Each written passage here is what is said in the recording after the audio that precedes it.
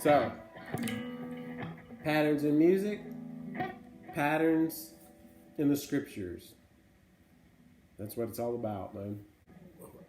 Tell me more about this patterns in the Feast of Israel. I don't know that I'm that clear on it. Okay.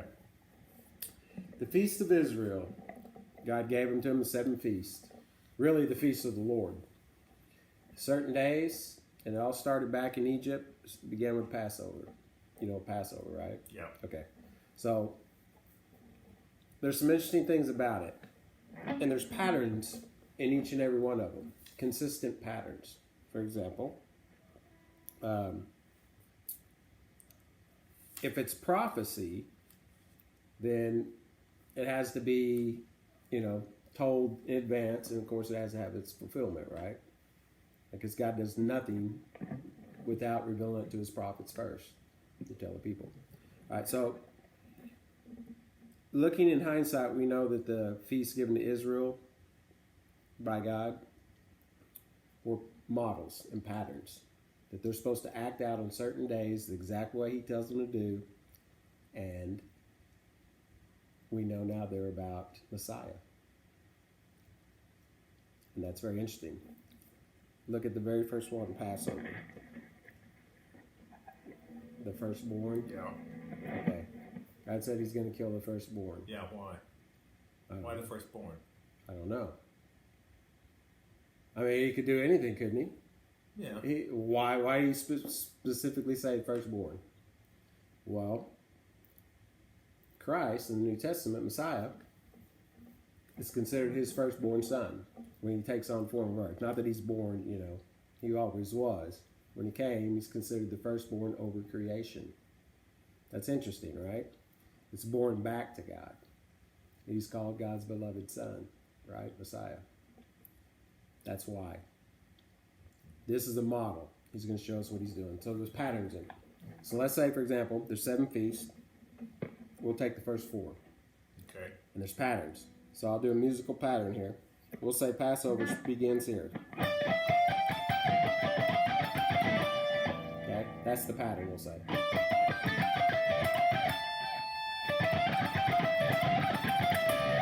Okay. Now, if it's prophecy, it has to have fulfillment.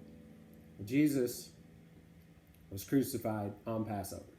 And if you go back to Passover and you look at what it is, they had to take an unblemished lamb into their house, 4 days, keep it in the house, and then kill it on Passover. And then wipe the blood on the doorposts, right? Anybody who didn't do it, their firstborn was killed in Egypt. Angelo della Morte. Yeah, absolutely right. Angel of death, death angel. So what happens is, New Testament, Christ, the Messiah is always saying, it's not my time yet. It's not my time. You ever notice that in scriptures? A lot of different places. They'd ask, do this, it's not my time yet. Mm-hmm. Nobody ever caught what he meant. Now we know. He came to fulfill these feasts specifically. They're about him. And about the people, their deliverance from bondage. But anyway, so while they're observing Passover, when Jesus comes on the scene, John the Baptist introduces him as the Lamb of God who takes away the sin of the world. Very interesting, right? There's a parallel there. He was crucified on Passover. In fact, they crucified the lambs, the high priest. They have to take the lamb to the high priest, and he has to declare it blemished or unblemished. It has to be unblemished. If it's blemished, they can't, sacrifice it. So if this is a model, is there something in the New Testament that where the lamb is considered blemished or unblemished? Pilate, yeah. And guess what? It was supposed to be declared by the high priest, right? The ruling authority. Mm-hmm. Well, the Jews weren't in ruling authority. The Romans were then. So the ruling authority, the Roman Pilate, actually was the one who declared him unblemished when he said, I find no fault in him. Pretty interesting, right? And he's crucified from the hours of 9 a.m. to 3 p.m., 6 hours on the cross. That's the exact time, 6-hour process when they're actually sacrificing the lamb. Isn't that interesting? So you see a fulfillment. So you have the word going forth, the act, do this. Then you have the fulfillment. Completed. That's the whole thing. That's the pattern.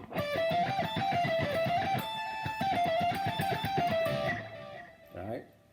Then, the very next day, a new feast begins. Unleavened bread. It's very interesting, right? Kind of that pattern ties into another pattern. So now we have that feast. Okay? If it's prophetic, it has to have a fulfillment. So what the feast is about is them baking bread with no leaven. They can't have any leaven in it, right? Right. Well, here's something interesting they do. They actually take the centerpiece at the Passover Seder, their meal. They have 3 pieces of bread without leaven. In fact, that's matzah, the cracker, like we know today, right? If you look at the cracker, it's speckled and burnt in places, striped and speckled. That's exactly what Isaiah said about Messiah. Really? In Isaiah 53. Yeah. By his stripes we are healed. That interesting. Well, here's what the Israelis do to this very day. On the meal, Seder meal, they take a cracker. They break it. Centerpiece, 3 pieces of bread. They break the centerpiece, wrap it in cloth, and bury it. Linen. Yeah, Christ was wrapped in linen, right? Yep. And he was buried. Yep. Between 2 thieves, he hung on a cross. He was broken, basically, right? Mm-hmm. His bones weren't broken, but you get the idea. Right. All right? He's removed from the cross. He's wrapped and buried, just like the bread on unleavened bread. On the exact day the feast is being observed, this happens. What's interesting about that, the Roman soldier stuck a spear in his side and blood and water came out. Why would John write that? I mean, why do we need that?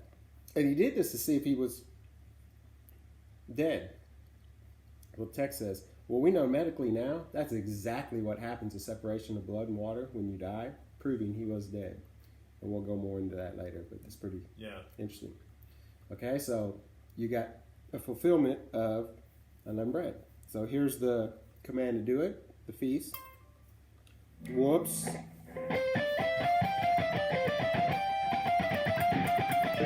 So now you got 2, and they run concurrent, just like this pattern here.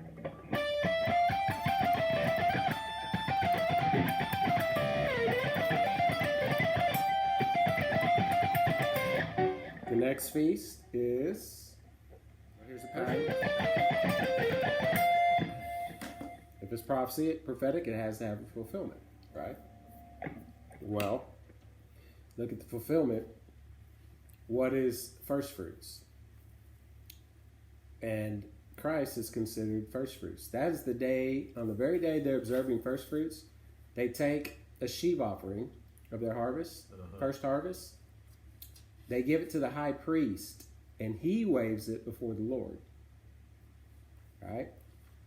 That's the day Christ resurrected. He is called the high priest in heaven. He took up captivity. The scriptures say when he ascended on high, he led captivity captive. What it's talking about there is all those in Abraham's bosom. Nobody's in heaven yet. They couldn't go. Messiah hadn't done the work. So they went to a place called Abraham's bosom, paradise. He told the thief on the cross, today you shall be in paradise with me. He didn't say heaven, paradise. There is a difference. The work wasn't finished. He had to complete the work. When he completed the work, he took paradise, those in Abraham's bosom. All those who believed before he came died in faith, just like we believe after. He took them with him. They were the first fruits. He waved to the Father. He's the high priest in heaven. Scripture's in Hebrew.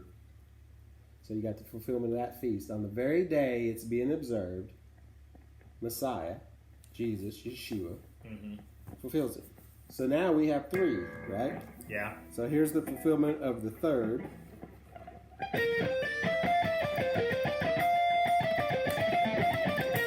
Now you got all 3 running right into each other, overlapping.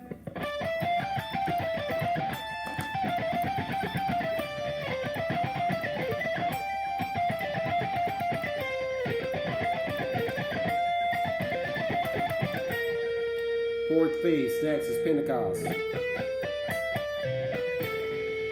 All right, so what is Pentecost as we look at it?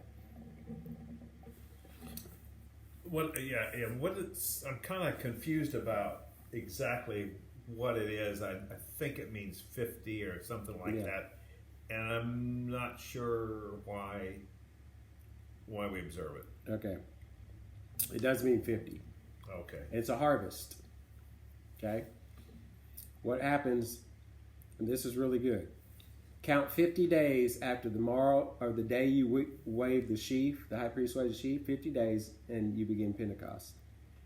All right. Jesus told his disciples, do not leave Jerusalem. You have to stay here. Mm-hmm. Okay. Until the promise is given. On the day of Pentecost is the exact day Moses was given the law on Mount Sinai. 3,000 people died of disobedience. These people, the Israelis, were terrified of God, man. So they were struck down, huh? Yeah. 3,000 all at once. Yeah. Unbelieving. After all that's going on. Yeah. All right. Now remember, that's a small minority compared to what was out there that believed. Oh yeah. Okay. So anyway, on the day the law was given was Pentecost, back in the Old Testament. All right. The day the Spirit was given is on Pentecost. When the disciples, the Holy Spirit came upon them, like tongues of fire, they start speaking in tongues. This is what a lot of people don't understand. Gift of tongues, who would come in because requirement in the law is you have to come and celebrate this feast. You have to come to Jerusalem for it. So they're being obedient, they come. But they speak different languages because they've been scattered, right? They hear these disciples, these untrained, uneducated men speaking in their languages the wonderful things of God. And they're asking, how do they know these things? Mm-hmm. They're speaking in my tongue. I understand them, right? That's God using them, the Spirit, to reach them. And they're telling them the good news about Messiah. 3,000 come to believe that very day. The day the Spirit's given, 3,000 people believe. The day the law was given, thousands of years earlier, 3,000 died. That's interesting. It is. You can't make that up. You know what I'm saying? And so anyway, there's kind of a fulfillment there, right? Yeah. All right. So if the first 4 feasts are prophetic of Messiah's first coming, the very day they're being observed, he fulfills them. There's still 3 more feasts to go, right? You know, if that's of his first coming, there's no doubt those feasts are going to play out while they're being observed on the second coming. So this is where it leads us so far. We'll start from Passover and walk straight into the other feasts. So we got the pattern is.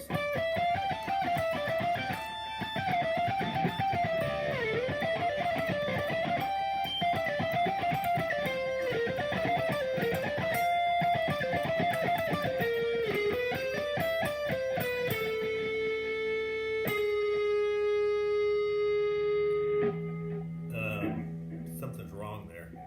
What? I don't Wrong know. note? Hit a wrong note? You didn't finish it.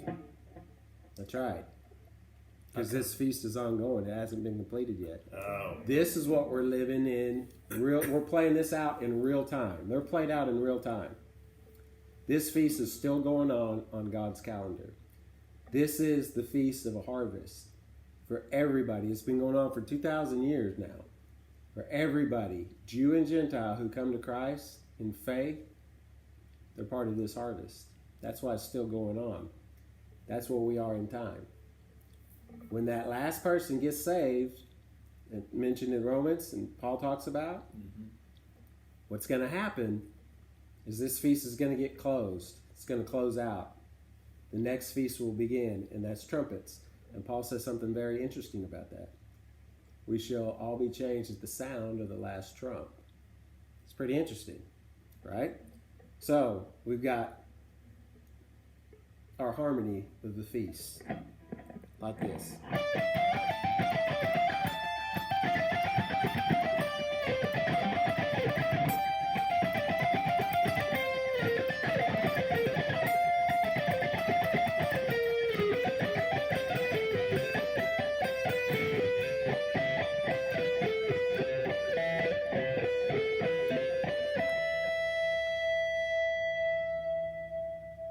Still waiting for that last person to get saved.